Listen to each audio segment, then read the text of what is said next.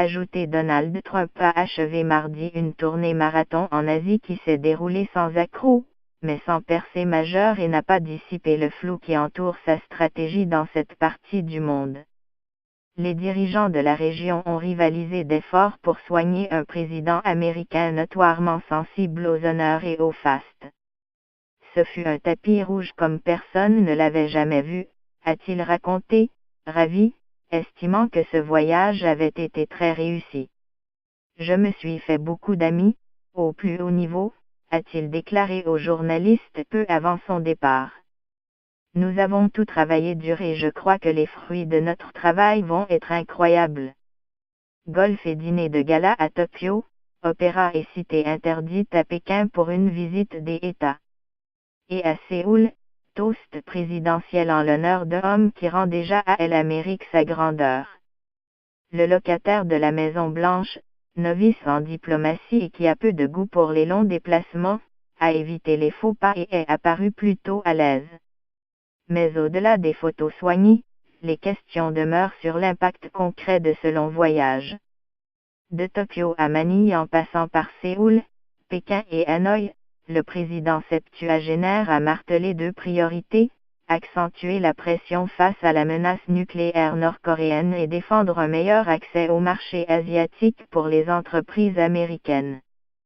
Rien n'a changé mais le bilan de ces 12 jours, qui se dessinera dans la durée, pourrait être maigre.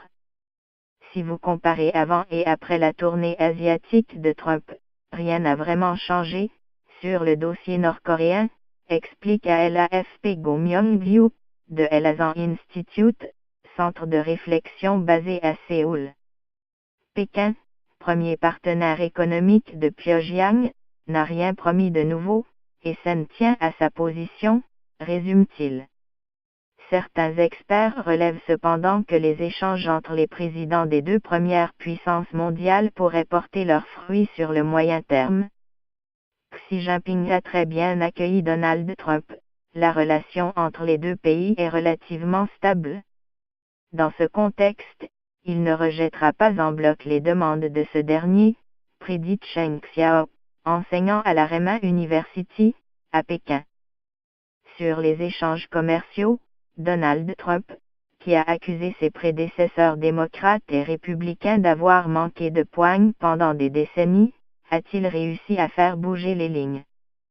Pékin a annoncé son intention d'élargir l'accès des entreprises étrangères à son secteur financier, mais les points de blocage restent nombreux.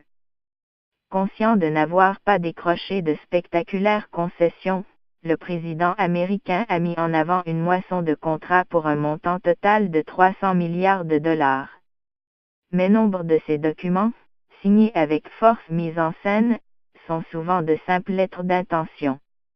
Et ne changent rien sur la durée aux déficits commerciaux abyssaux de l'Amérique. Cheng Xiao ne voit dans ces contrats que des antidouleurs qui offrent un répit temporaire dans le contentieux commercial entre la Chine et les États-Unis. Au-delà, c'est sur la vision à long terme, l'évolution des rapports géostratégiques dans cette région cruciale pour les États-Unis, que les espoirs placés dans ce voyage ont été déçus.